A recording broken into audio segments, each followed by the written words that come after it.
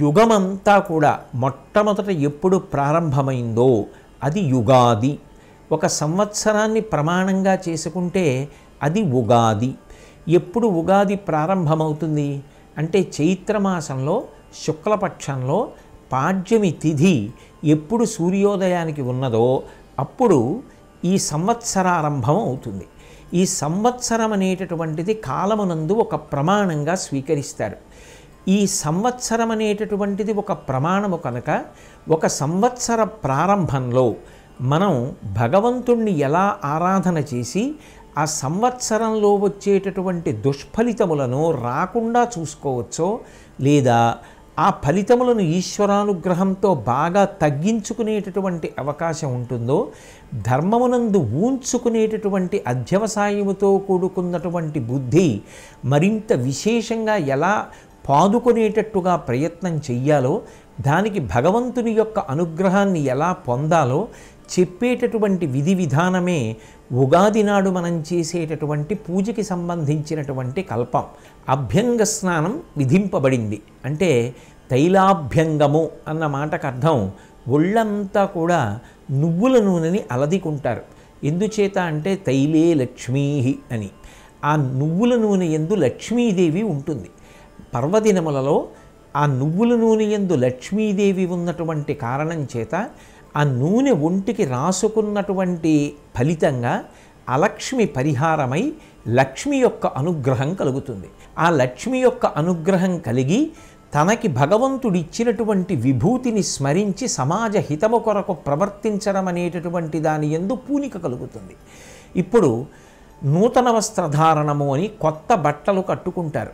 కట్టుకుని ఆ నూతన వస్త్రధారణం చేసిన తరువాత భగవంతుని యొక్క ఆరాధన చేస్తారు.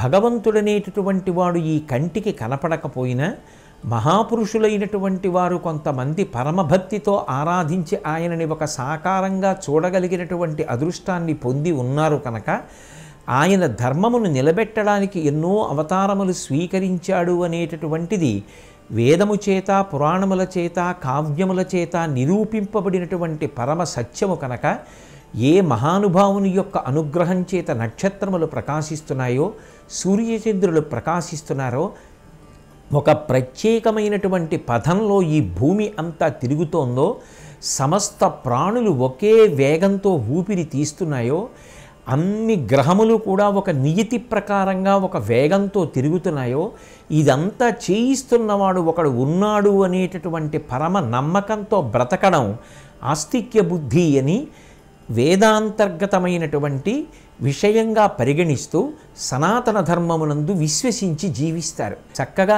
ఈశ్వరుణ్ణి షోడశోపచారములతోటో అవకాశం ఉంటే చతుశ్చోపచారములు అనగా 64 ఉపచారములతోటో అథవా పంచోపచారములు గంధ పుష్ప ధూప దీప నైవేద్యములతోటో ఈశ్వరారాధన చేస్తారు. ఈశ్వరారాధన చేసిన తరువాత పంచాంగాన్ని ప్రత్యేకంగా ఆ రోజున పూజించి పంచాంగ పఠనం చేస్తారు.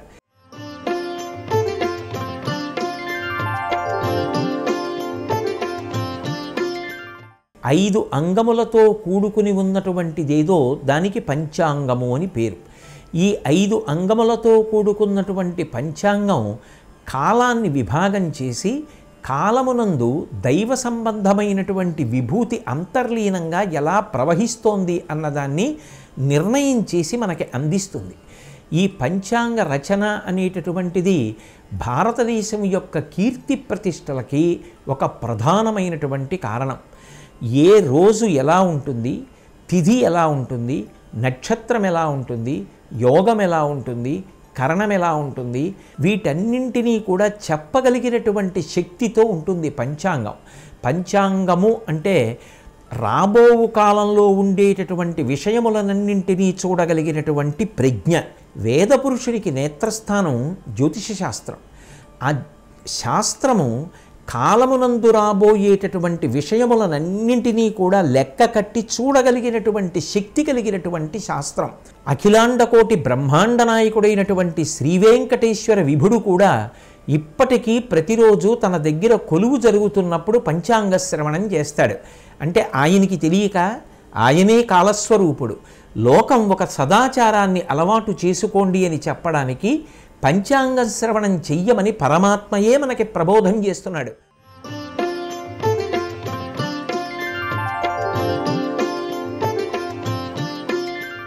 మొట్టమొదటిది తిథి. ఈ తిథి విషయం దగ్గరికి వచ్చేటప్పటికీ శుక్లపక్షంలో 15 తిథులు ఉంటాయి, కృష్ణపక్షంలో 15 తిథులు ఉంటాయి. శుక్లపక్షం కృష్ణపక్షం కలిపి ఒక మాసం అవుతుంది. ఇందులో ఒక్కొక్క తిథికి ఒక్కొక్కరు అధిపతిగా ఉంటారు. ఉదాహరణకి నవమి తిథికి దుర్గాదేవి అధిపతి, చతుర్దశి తిథికి శంకరుడు అధిపతి, అలాగే పాడ్యమి తిథికి అగ్ని అధిపతి.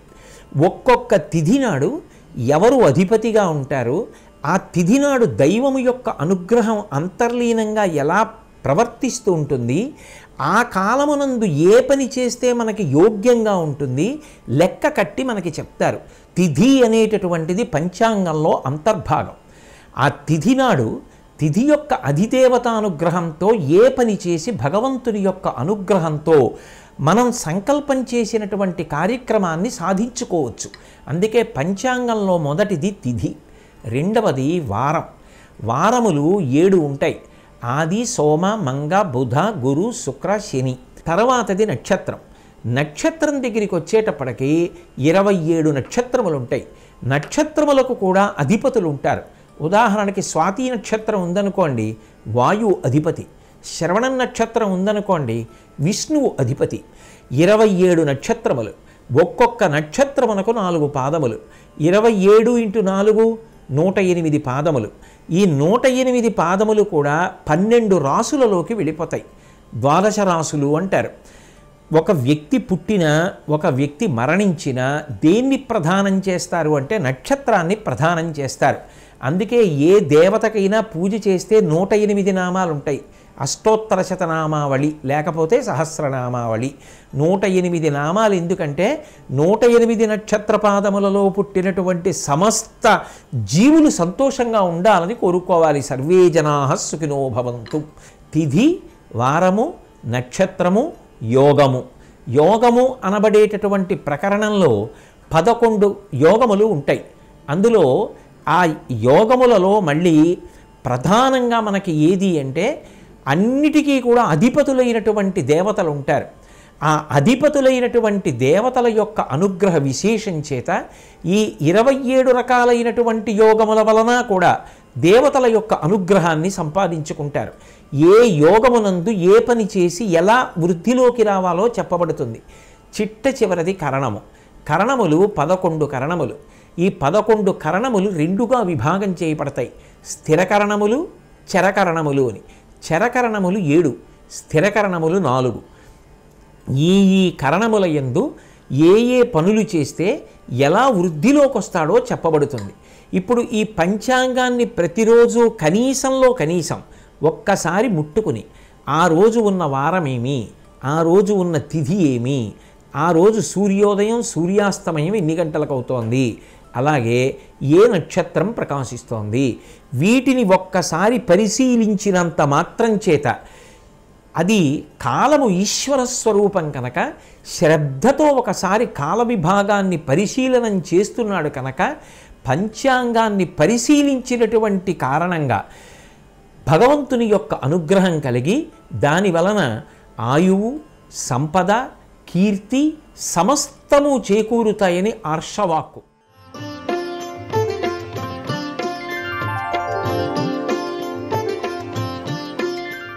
సంవత్సర ప్రారంభంలో మాత్రం విశేషమైనటువంటి రీతిలో ఒక ప్రసాదాన్ని పదార్థాన్ని తయారు చేసి ఈశ్వరుడికి నివేదన చేసి ప్రసాదంగా స్వీకరిస్తారు. దాన్ని నింబకుసుమ భక్షణము అని పిలుస్తారు. అందులో ప్రధానమైనది ఏది అంటే వేప పువ్వు, వేప చిగురు కూడా కలిపే సంప్రదాయం కొన్ని చోట్ల ఉంది.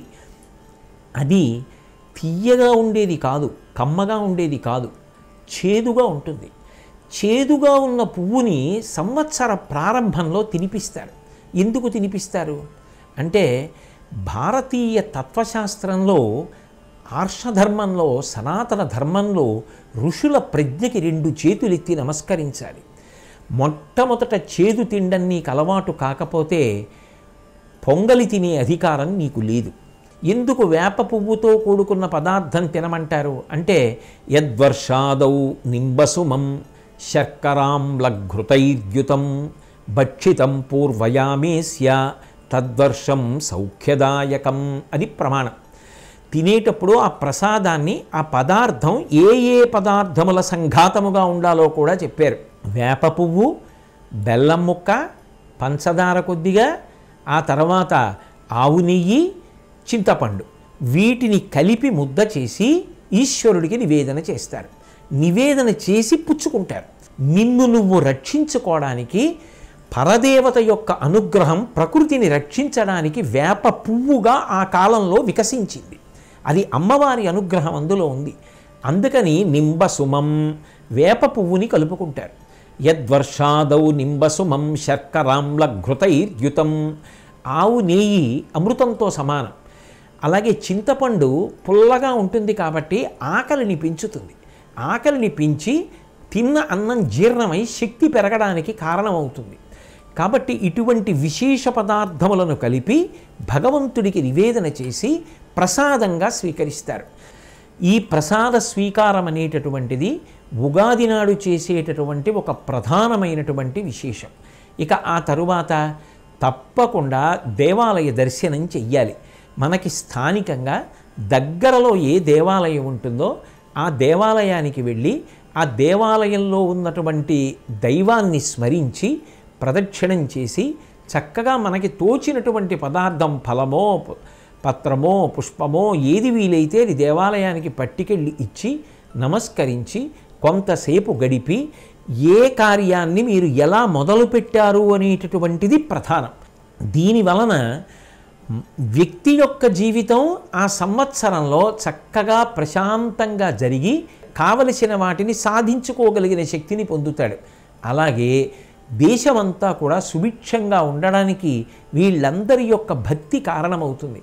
ఉగాది పండగ చేసుకునేటప్పుడు నువ్వు ఈ ప్రకారంగా చేసుకుంటే కాలము నీకు సౌలభ్యాన్ని కల్పించి చిట్ట చివరికి ఆ సంవత్సరం అంతా కూడా యద్వర్షాదౌ నింబసుమం శర్కరాంలఘృతైర్యుతం భక్షితం పూర్వయామేస్య తద్వర్షం సౌఖ్యదాయకం ఆ సంవత్సరము నీకు సౌఖ్యదాయకమై నువ్వు బెంగ పెట్టుకోవలసిన అవసరం లేకుండా నీకు అన్ని రకములైనటువంటి విభూతుల్ని అనుగ్రహిస్తుంది అన్న విషయాన్ని మనందరికీ కూడా పూనికతో అందించడమే ఈ ఉగాది యొక్క ప్రధానమైన విశేషం. తెలుగువారందరికీ కూడా నా హృదయపూర్వక నూతన సంవత్సర శుభాకాంక్షలను ఆవిష్కరిస్తూ స్వస్తి.